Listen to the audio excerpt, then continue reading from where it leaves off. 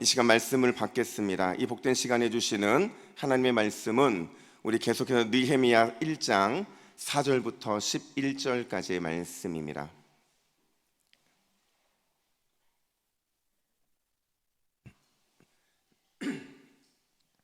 구약성경 726면 느헤미야 1장 4절부터 11절 말씀, 리더의 조건이라는 제목으로 오늘 말씀을 받겠습니다. 우리 4절부터 11절까지 함께 교독하겠습니다.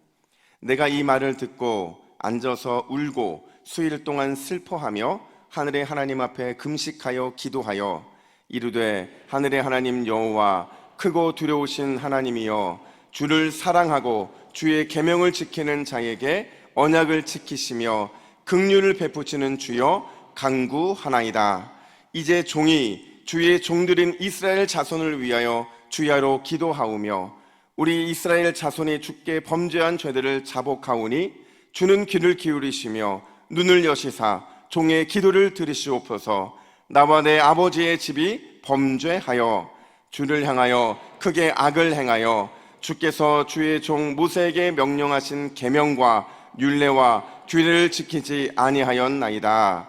옛적에 주께서 주의 종 모세에게 명령하여 이르시되, 만일 너희가 범죄하면 내가 너희를 여러 나라 가운데에 흩을 것이요, 만일 내게로 돌아와 내 계명을 지켜 행하면 너희 쫓긴 자가 하늘 끝에 있을지라도 내가 거기서부터 그들을 모아 내 이름을 두려고 택한 곳에 돌아오게 하리라 하신 말씀을 이제 청하건대 기억하옵소서.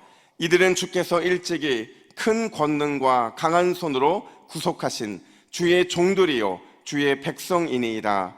주여 구나오니 귀를 기울이사 종의 기도와 주의 이름을 경외하기를 기뻐하는 종들의 기도를 들으시고 오늘 종이 형통하여 이 사람들 앞에서 은혜를 입게 하옵소서 하였나니 그때에 내가 왕의 술관원이 되었느니라. 아멘.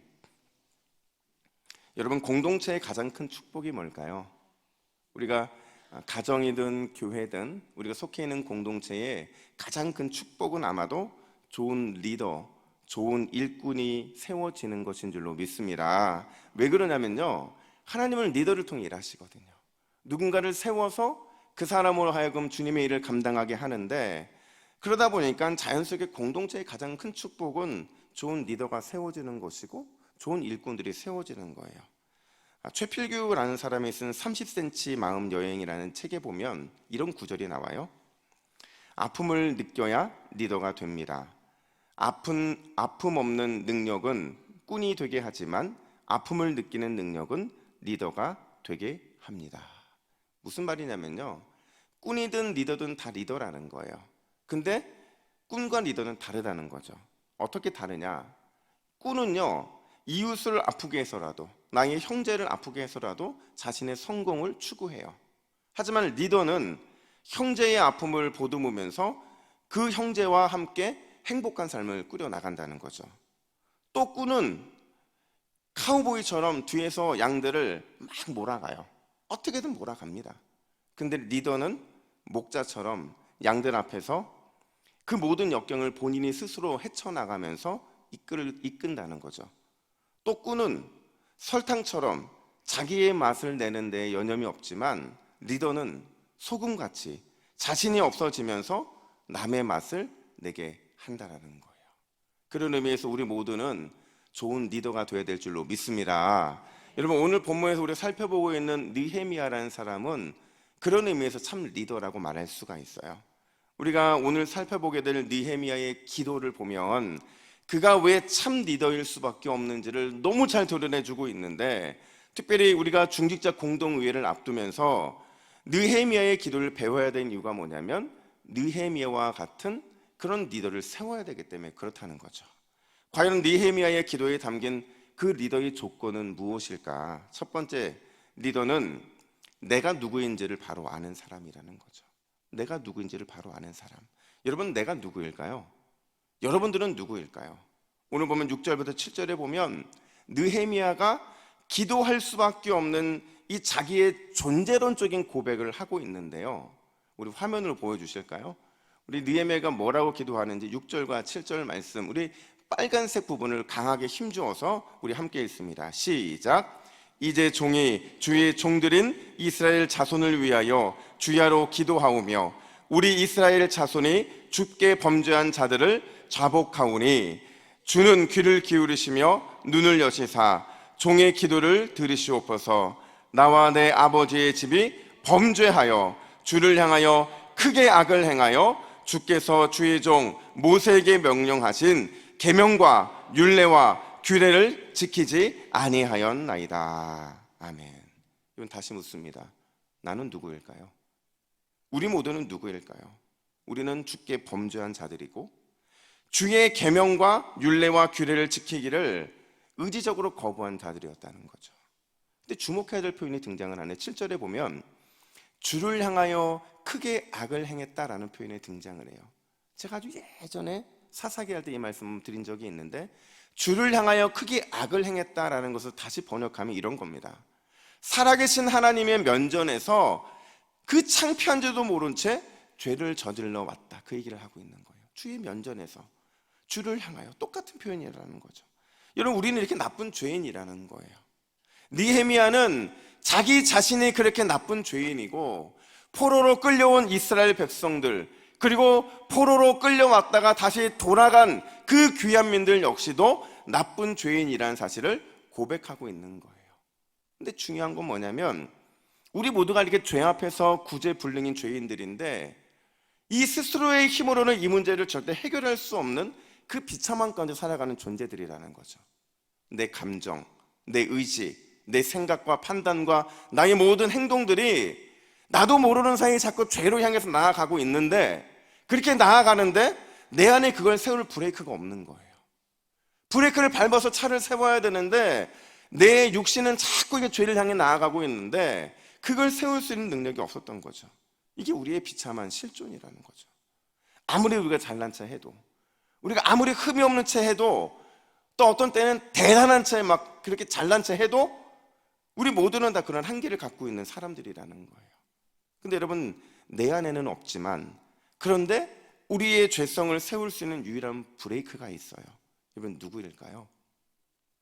구제불능인 죄인된 우리를 해결할 수 있는 유일한 방법은 예수 그리스도, 그분의 십자가밖에 없는 줄로 믿습니다. 그래서 우리가 날마다 예수 그리스도의 십자가 안에서 어떻게 기도해야 되냐면, 하나님, 구제불능인 나를 좀 제발 어떻게 좀 해달라고 기도해야 돼요. 불쌍히 여달라고 기도해야겠죠. 제발 나의 육신의 정욕과 안목의 정욕과 이생의 자랑에서 나를 좀 구원해 달라고 우리는 구하고 매달려야 된다는 거예요. 그래야 내가 살고 우리 가정이 살고 그래야 우리 교회가 살기 때문에 그런 거예요. 여러분, 좋은 공동체는요, 내가 죄인인 것을 너무 잘 알아요. 그래서 어떻게든지 구제불능인 내가 드러나지 않고 예수님이 드러나기 위해서 몸부림치며 삽니다. 문제가 생기고 어려움이 있어도 내가 죄인인 것을 알고 내가 죄로부터 어찌할 수 없는 사람이라는 것을 알면 그 사람은 그 공동체를 살리는 존재가 되고 말아요. 왜냐면 예수님밖에 붙잡을 게 없거든요. 근데 여러분, 잘 안 되는 공동체 보세요. 왜 싸움이 일어나고 왜 서로 부딪힙니까? 내가 구제불능의 사실을 모르거든요. 내가 그냥 그렇게 살아가는 거죠.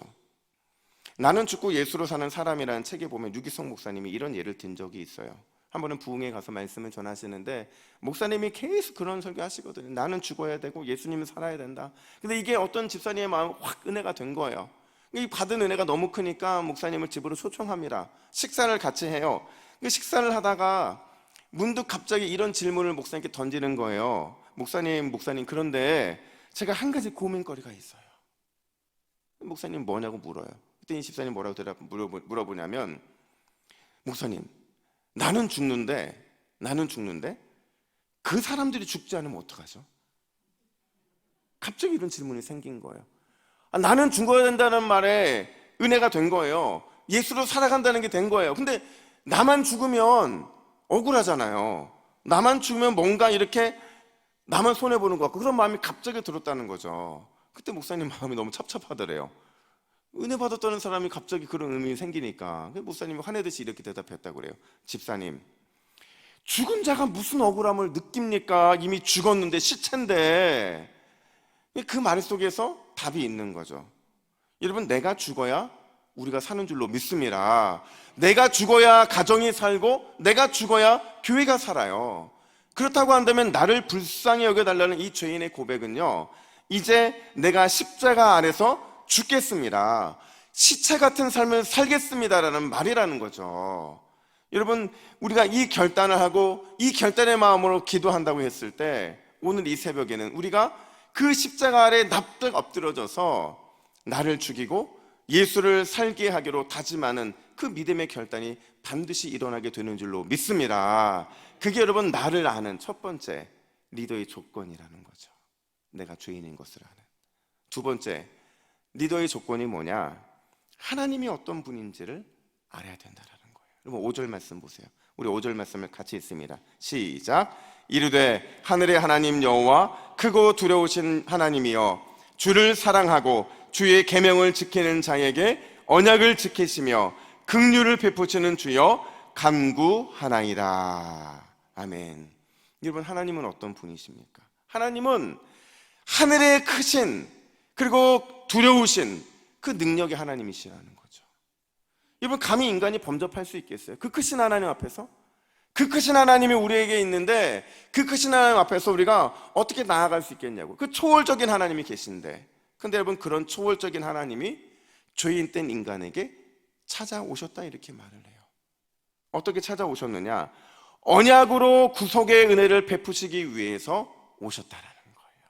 우리와 언약을 체결하기 위해서, 죄인들을 만나시기 위해서, 어리석은 우리 인생에 은혜를 베푸시기 위해서 오셨다라는 거예요.